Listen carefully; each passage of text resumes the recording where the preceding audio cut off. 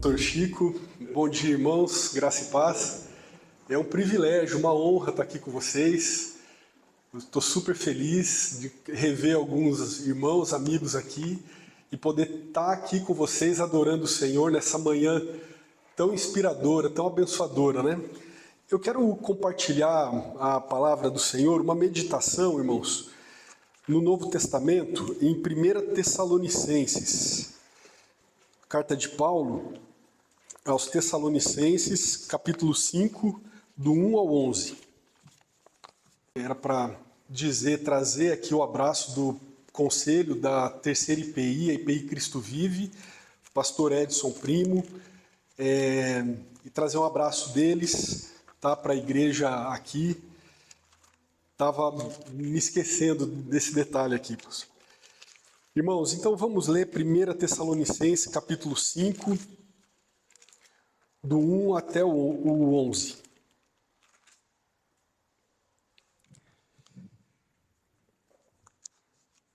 Diz assim: Irmãos, não é necessário que eu vos escreva acerca dos tempos e das épocas, porque vós mesmos sabeis perfeitamente que o dia do Senhor virá como ladrão da noite. Quando estiverem dizendo paz e segurança, então de repente a destruição lhes sobrevirá como dores de parto a uma mulher grávida, e de modo nenhum escaparão. Mas vós, irmãos, não estáis nas trevas, de modo que aquele dia vos surpreenda como um ladrão, porque todos sois filhos da luz e filhos do dia. Não somos da noite nem das trevas. Portanto, não durmamos como os demais, mas estejamos atentos e sejamos sóbrios, porque os que dormem, dormem de noite, e os que se embriagam, embriagam-se de noite. Mas nós, visto que somos do dia, sejamos sóbrios, vestindo a armadura da fé e do amor, tendo por capacete a esperança da salvação, porque Deus não nos destinou para a ira, mas para alcançarmos a salvação por nosso Senhor Jesus Cristo, que morreu por nós, para que quer atentos, quer dormindo, com ele vivamos. Por isso, aconselhai-vos e edificai-vos mutuamente, como de fato já estáis fazendo. Irmãos, eu quero meditar com vocês no tema da vida cristã relevante diante dos últimos tempos, diante dos tempos do fim. A vida cristã, irmãos, ela melhora e ela se fortalece quando nós recebemos essa perspectiva da brevidade do tempo que nós temos diante de nós e diante da iminência da volta de Jesus. O apóstolo Paulo estava aqui escrevendo aos Tessalonicenses, porque aquela igreja estava super animada, falando da volta de Jesus que poderia acontecer a qualquer momento, e o apóstolo Paulo então os orientando para que eles soubessem viver aquele tempo, servindo uns aos outros, cuidando uns dos outros, liderando uns aos outros, firmes no serviço do Senhor. Eles estavam vivendo uma vida cristã exemplar, irmãos, muito provavelmente porque eles tinham esse elemento diante da mente e do coração deles, que a qualquer momento, de fato e de verdade, Jesus poderia voltar. Eles estavam percebendo que se tratava, sim, dos últimos dias. E o apóstolo Paulo os incentiva nesse sentido, os elogia nesse sentido. Irmãos, a volta de Jesus é um assunto muito precioso que tem que ser pauta do dia, nas nossas conversas, nos nossos estudos, nas nossas orações. Essa reflexão sobre as últimas coisas, sobre o retorno do Senhor, são assuntos muito bem desenvolvidos no Novo Testamento. Nós temos um ensino muito claro de Jesus nos 4 evangelhos. Nós temos o Antigo Testamento que fala também através dos autores proféticos, Daniel, Ezequiel, Isaías, ensinaram muito sobre esse assunto. Nós temos o apóstolo Paulo, o apóstolo Pedro, que trouxeram ensinamentos nas suas cartas. Portanto, meus irmãos, é um tema que deve ser muito bem examinado por nós. Esse ensino da palavra de que o retorno do Senhor está às portas e que a igreja de Jesus deve viver nessa expectativa, esse é um ensino muito precioso. Nós lemos e nós entendemos que é breve o retorno do Senhor e que por esse grande dia, irmãos, nós devemos ansiar, nós devemos desejar. Que maravilha vai ser estar com o Senhor e desfrutar das suas bênçãos, conhecê-lo como Ele é, como diz o apóstolo João. Esse deve ser, irmãos, continuamente um desejo profundo no nosso coração. Vários textos bíblicos nos ensinam a chamar Maranata, a declarar Hosana. Ora vem, Senhor Jesus, volta logo, Senhor. É o anseio, porque é o anseio da tua igreja. Nós queremos a volta de Jesus. Anelamos por esse grande dia, porque nós estamos certos, irmãos, de que a volta de Jesus vai ser um momento glorioso para a igreja, para todos aqueles que amam o Senhor, mas também porque vai ser o fim de toda guerra, o fim de toda dor, de toda iniquidade, de toda injustiça. Vai vir o novo céu e a nova terra onde habita a justiça. Não haverá mais choro, nem dor. Nós precisamos amar o dia do Senhor por esses motivos, irmãos. E como que essa expectativa e essa convicção do tempo de Deus e da volta de Jesus, como que isso impacta a nossa vida nesse tempo, a nossa vida cristã agora? Quando nós olhamos, meus irmãos, o sofrimento que nos cerca, seja os nossos sofrimentos, seja o sofrimento daqueles que estão à nossa volta, esse mundo de injustiça, de mortes, de perdas, nós muitas vezes, irmãos, nós temos que admitir como igreja, nós ficamos sem explicações, nós ficamos sem respostas, e vem ao nosso coração uma inquietação. Quando que tudo isso vai terminar? Como que pessoas boas, pessoas de Deus, gente boa, gente do bem, sofre injustiça, sofre perdas, mesmo crendo no Senhor, mesmo sendo de Deus? E a resposta que nós encontramos na palavra de Deus é de que esse tempo está no final. Esse tempo de dor, de luta, esse tempo de injustiças, esse tempo de perguntas sem respostas, é um tempo que está se abreviando cada dia mais. Jesus está às portas para dar um fim definitivo a esse tempo de luta, de choro, de dor, de injustiça, de pecado, de maldade. A palavra de Deus, como resposta para essas perguntas, irmãos, ela nos diz, olha, não fiquem atribulados, angustiados, porque o Senhor foi preparar lugar e Ele vai voltar trazendo essa nova pátria, vai vir do céu, uma nova terra, então Deus estará conosco para sempre, num novo tempo, numa vida perfeita, abundante. E por isso nós devemos ansiar, desejar, irmãos. Isso deve servir de alento, de ânimo, para nós continuarmos firmes como discípulos de Jesus nesses últimos tempos. Quando nós temos aqui, irmãos, o texto de Paulo falando aos Tessalonicenses, nós temos que observar dois elementos, irmãos. Primeiro, o apóstolo Paulo como alguém firme, alguém cheio de energia, alguém totalmente consagrado, servindo a igreja com alegria.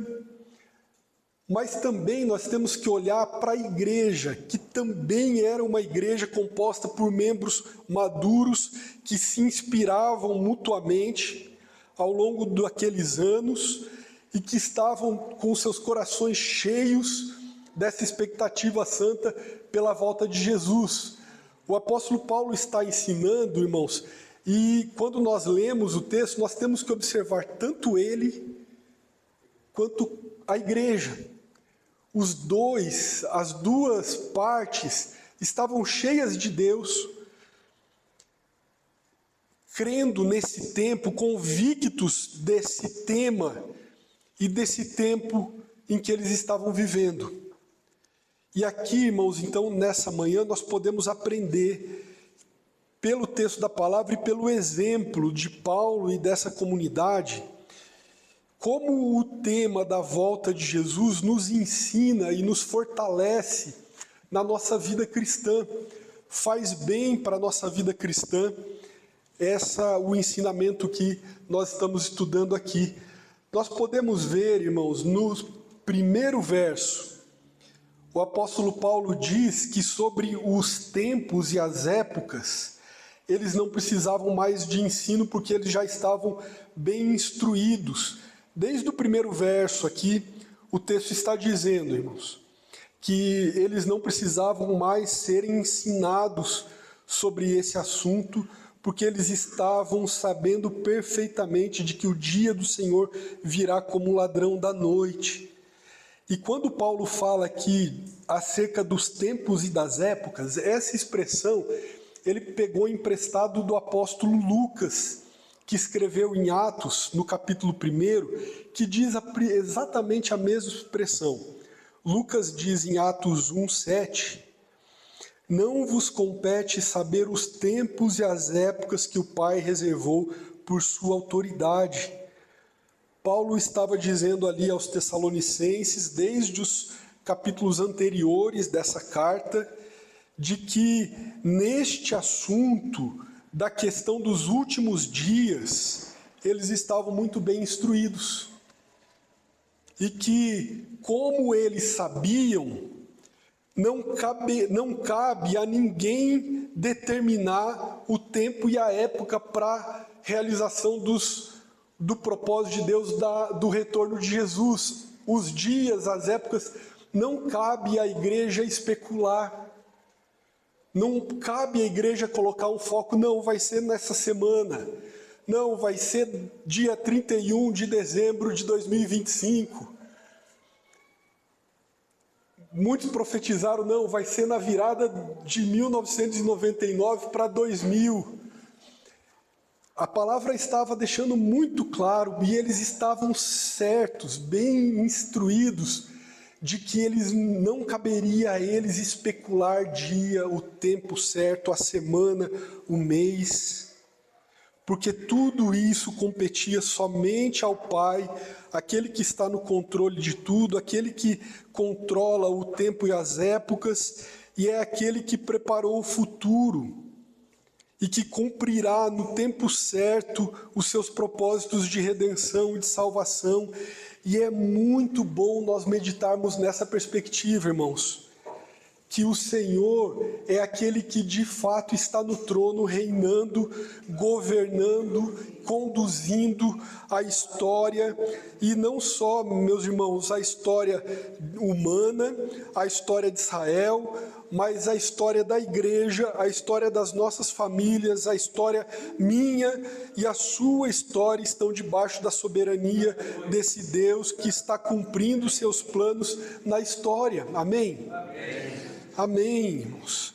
Nós não estamos, isso significa dizer que nós não estamos à deriva, nós não estamos à mercê da nossa própria sorte, não estamos sozinhos nessa jornada da fé em Jesus, do discipulado, porque o Pai que nos fez seu povo, que nos escolheu, nos salvou em Cristo, Ele nos colocou, nos plantou nesse tempo, E Ele tem mostrado qual que é o seu projeto para cada um de nós, qual que é a sua vontade, o seu plano para nós vivermos na nossa vida cristã com excelência, com essa expectativa boa pelo retorno de Jesus, pelo grande dia do Senhor.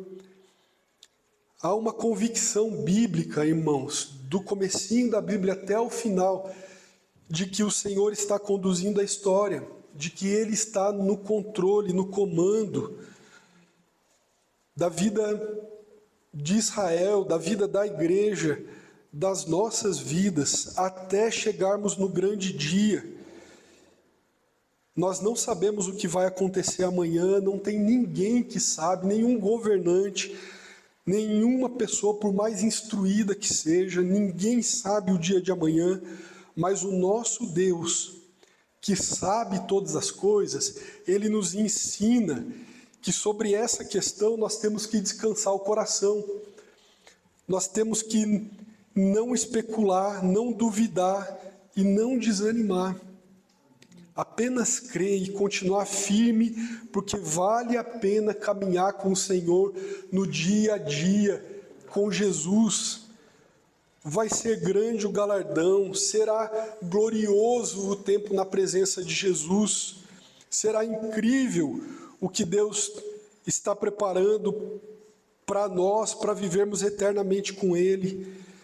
Por isso, irmãos, uma vida cristã fortalecida, uma vida cristã excelente, inspiradora, ela se fortalece por causa desse elemento da convicção sobre os últimos tempos, sobre a iminência da volta de Jesus. Isso fortalece a nossa fé, isso nos ajuda a não ficarmos com distrações, mas saber aonde nós temos que colocar o nosso foco. Lá em Atos 1, 7 e 8, nós podíamos ver, irmãos, que nos mostra qual o foco que nós temos que ter no dia a dia da nossa vida. Atos 1, 7 e 8. E ele lhes respondeu: não vos compete saber os tempos ou as épocas que o Pai reservou por sua autoridade, mas recebereis poder quando o Espírito Santo descer sobre vós, e sereis minhas testemunhas, tanto em Jerusalém, como em toda a Judéia, Samaria e até os confins da terra. A palavra de Deus nos diz, olha, como discípulos do Senhor, vocês não precisam ficar distraídos pensando se vai ser amanhã, depois de amanhã, semana que vem, ano que vem. Mas vocês devem receber o poder do Espírito Santo de Deus para serem testemunhas agora, para servir o Senhor agora, levar uma vida cheia do Espírito Santo, uma vida consagrada ao Senhor com foco em Deus e na missão que Ele deu a cada um de nós, para nós contribuirmos e participarmos daquilo que Ele está fazendo nesse tempo. Amém? É especialmente, meus irmãos, clara essa compreensão da palavra que mostra que a volta de Jesus será repentina e que ninguém sabe quando é, e por isso, já que nós não sabemos o tempo que ainda temos, nós temos que consagrar cada dia da nossa vida para viver o melhor que nós pudermos com Deus, para colaborar, sendo ativos naquilo que o Senhor quer de nós, para esse tempo que nos resta. Essa é a primeira lição, irmãos, que nós temos nesse texto. Uma vida cristã frutífera, inspiradora, fortalecida nesse tempo, é essa vida, é esse cristão que tem convicção de que o Senhor está no controle e que Ele quer que a gente viva uma vida consagrada, cheia do seu Espírito, dando frutos, porque a seara está aí, diz a palavra. O Senhor Jesus diz no Evangelho de João, capítulo 4, nos versos 34 e 35, a minha comida é fazer a vontade daquele que me enviou e completar a sua obra. Não dizeis vós, faltarem ainda 4 meses para a colheita? Mas eu vos digo, levantai os olhos e vede os campos, já estão prontos para a colheita. O momento é agora, irmãos, não é nem para amanhã mais. A hora é agora de vivermos com o Senhor, de servirmos a Ele, de participarmos na sua obra. Os frutos estão aí para serem colhidos. Os campos já estão prontos para a colheita. A hora é agora. Às vezes nós perguntamos para nós mesmos, assim, sem perceber, né? Será que eu estou vivendo o tempo de Deus na minha vida? Será que é hora de me engajar um pouco mais, de me dedicar um pouco mais? Jesus nos responde aqui dizendo, o tempo é agora. O tempo da colheita é esse, o tempo dos frutos é agora. Essa consciência, irmãos, do tempo certo, o tempo de Deus, Jesus nos mostrou. Ele viveu nessa consciência. E quando ele estava para ser morto, crucificado, ele deixou a sua palavra, as suas instruções. Era hora de fazer a obra do Pai, o seu trabalho, colher os frutos maduros que Deus já tinha preparado. Sem dúvida, irmãos, esse é o tempo de não nos distrairmos, mas colocarmos o foco no que Deus está fazendo no nosso tempo e sabermos que Ele está no controle de tudo e Ele nos chamou para o servirmos. Amém? A partir dos versos 2 e 3, o apóstolo Paulo está dizendo ali aos Tessalonicenses que o dia do Senhor será repentino como ladrão da noite, que não avisa quando vai vir. Já que era assim, que será num piscar de olhos, até lá a igreja deve estar preparada, fazendo a vontade do Senhor em atitude de expectativa.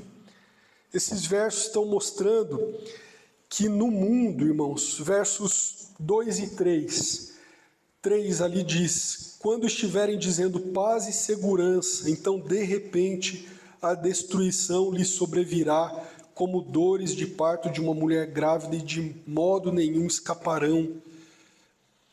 No mundo, o apóstolo Paulo estava dizendo, haveria uma falsa sensação e um falso discurso de paz e segurança, porque como eles não acolheram a mensagem de Jesus ao longo do tempo, eles estariam vivendo debaixo de um engano, com os olhos cegos para a verdadeira realidade das suas vidas e do seu tempo. Enquanto eles estivessem dizendo, é um tempo de paz, segurança, coisas boas, está tudo bem, o tempo é para nós, eu vou viver a vida para mim, eu vou fazer o que eu quiser. Eles estão vivendo debaixo de um engano, cegos. Isso acontece, irmãos, por causa da cegueira que o pecado provocou na humanidade e que contaminou o entendimento, trazendo o engano da autossuficiência por pensarmos que nós não precisamos de Deus nem de um Salvador.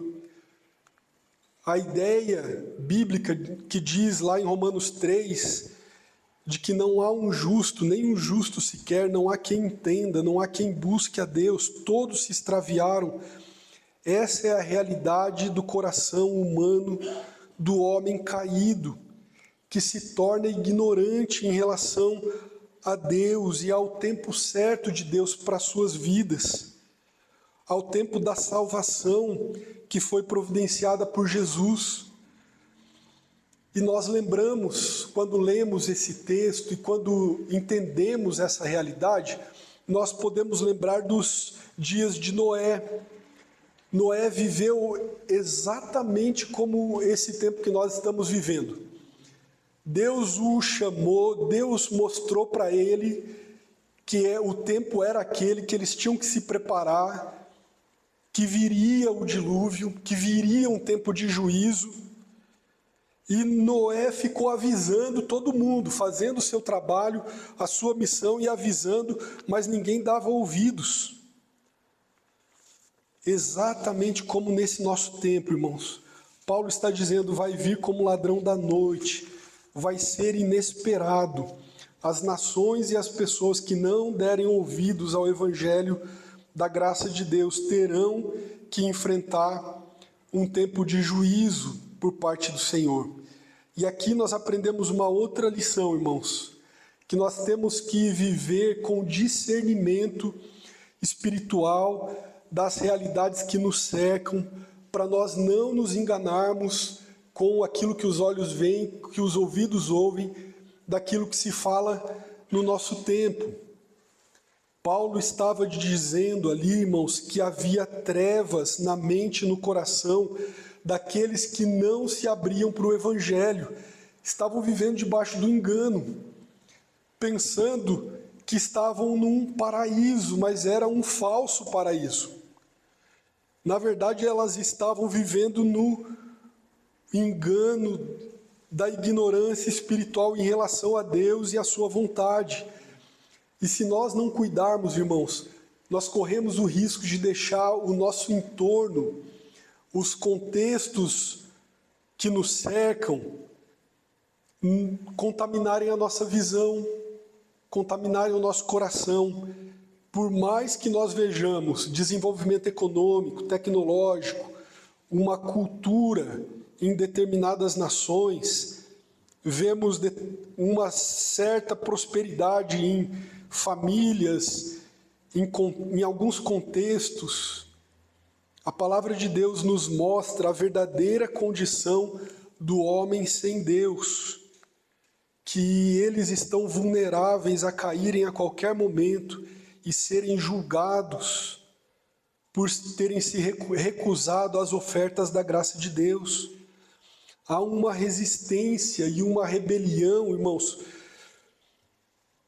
que mostra a consciência cauterizada diante das ofertas maravilhosas da graça de Deus, que se repete o tempo todo ao longo da nossa vida, da vida de cada pessoa, as misericórdias de Deus que se renovam a cada manhã, que se apresentam a cada situação, dando possibilidades de recomeço, mas por conta do engano, do pecado, muitas pessoas continuam rebeldes, resistentes,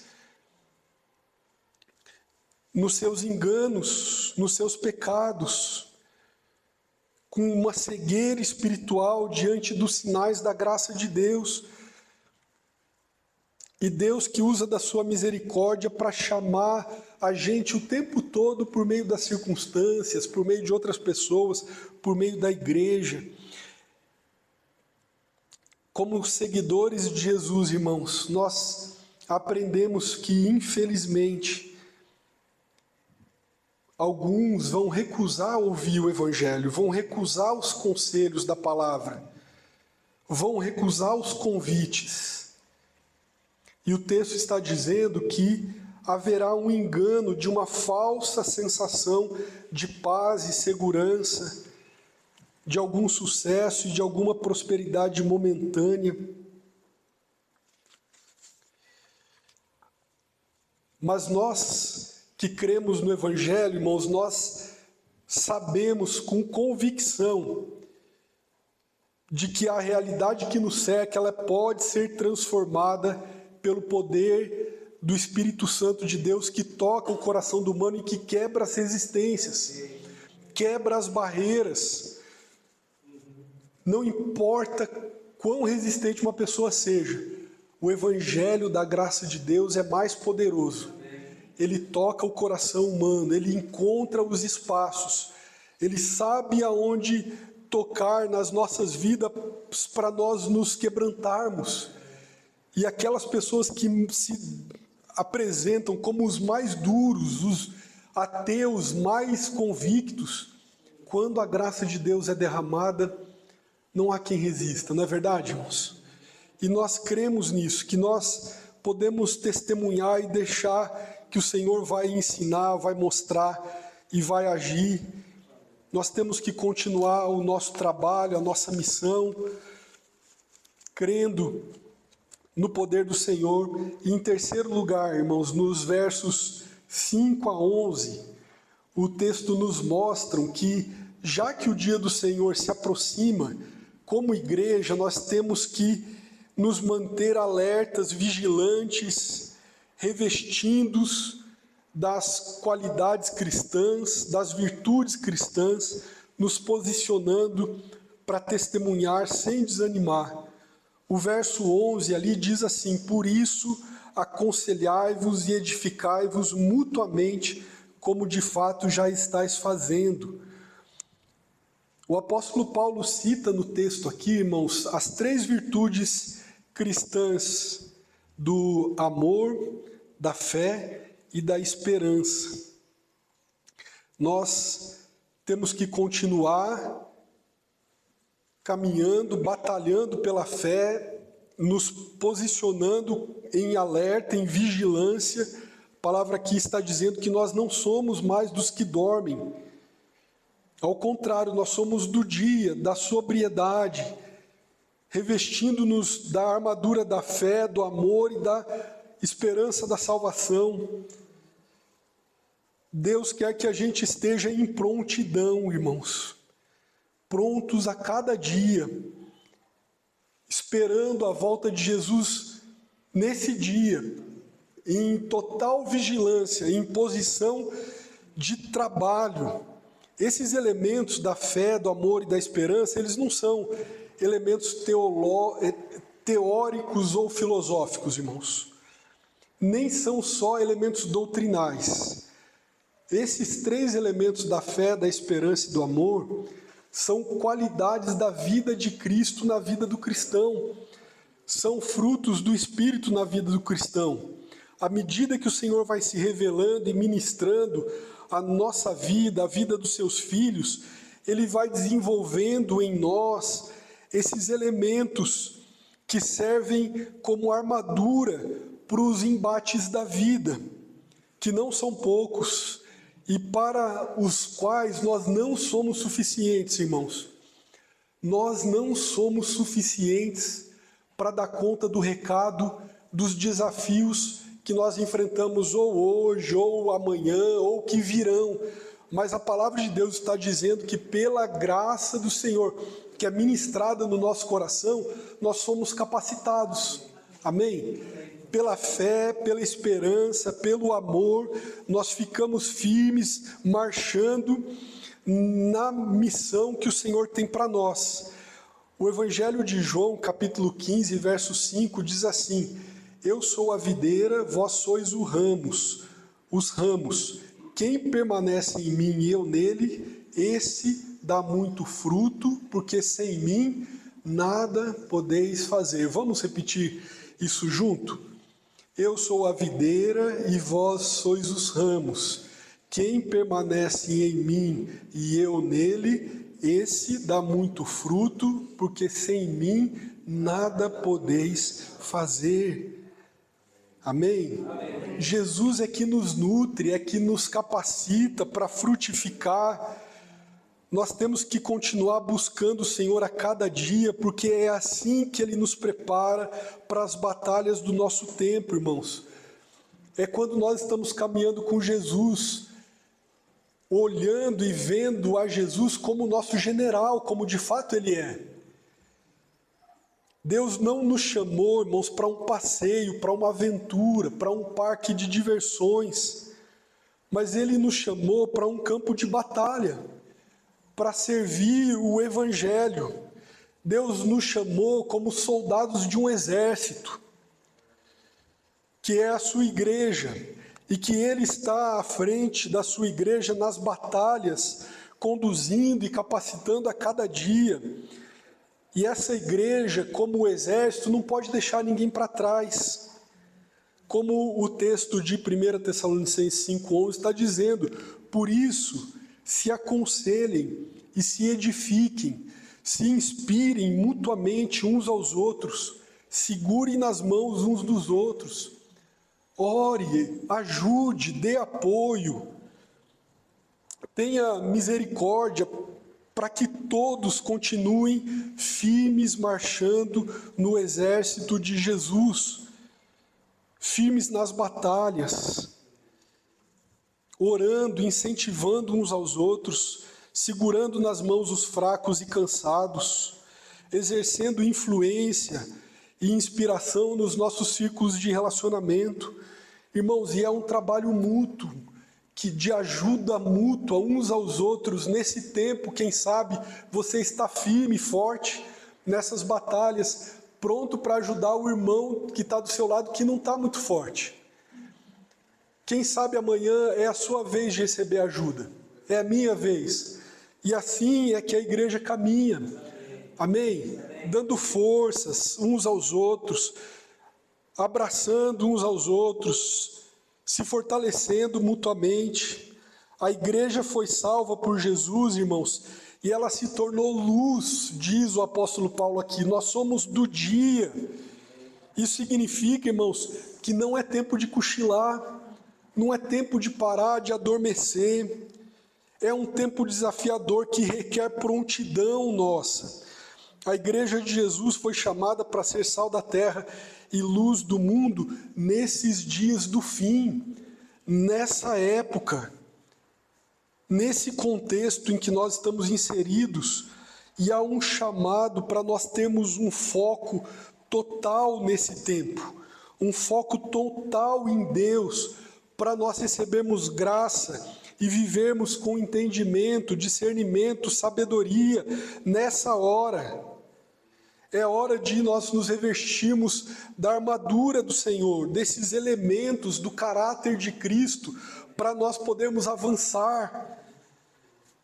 Como aquela igreja dos Tessalonicenses, como o próprio apóstolo Paulo, irmãos, Deus quer inspirar o nosso coração para renovar o nosso foco, a nossa firmeza, a nossa coragem, o nosso ânimo. Irmãos, Deus tem graça para nós a cada dia, uma graça nova que se derrama a cada manhã. Sabe para quê, irmãos? Não é para a gente ficar no desfrute, deitado na rede, só esperando Jesus voltar. Não é? Deus nos chamou e nos dá graça, bênçãos, o seu favor, sabe para quê? Para nós nos colocarmos na fileira do exército de Jesus e marcharmos firmes pelo evangelho da graça, fortalecendo uns aos outros, tomando nas mãos uns aos outros, derramando vida e bênçãos na vida uns dos outros. Nós não fomos chamados para viver voltados para nós mesmos, no engano da autossuficiência, né? Mas Deus nos chamou como crentes para sermos corajosos, atentos, para sermos relevantes, fazer a diferença. Quem sabe, meus irmãos, é isso que o Senhor está nos mostrando, mostrando a mim e a você, que é hora de nos levantarmos, de despertar, é hora de servir, seguindo o nosso Mestre, que vai à nossa frente. É tempo de vigilância, é tempo de foco total no Senhor e na missão. Nós sabemos que é um tempo muito desafiador, não é verdade, irmãos? É um tempo extremamente tecnológico, de mudanças de época, né? A gente está caminhando e procurando entender a nossa época, que mudou e tem mudado tão rapidamente, para todos os contextos, contexto profissional, contexto familiar, contexto da comunidade de fé. Nós temos que caminhar discernindo esse momento, nesse mundo que tem mudado tão rapidamente, ultra conectado, né? Com informações que jorram o tempo todo e que nós temos que filtrar, saber desconectar um pouco mais, né? Saber desacelerar um pouco mais, para não entrar nessa correria desenfreada no nosso tempo, para nós nos posicionarmos com sabedoria, com inteligência, para que o nosso testemunho seja eficaz e eficiente nesse tempo.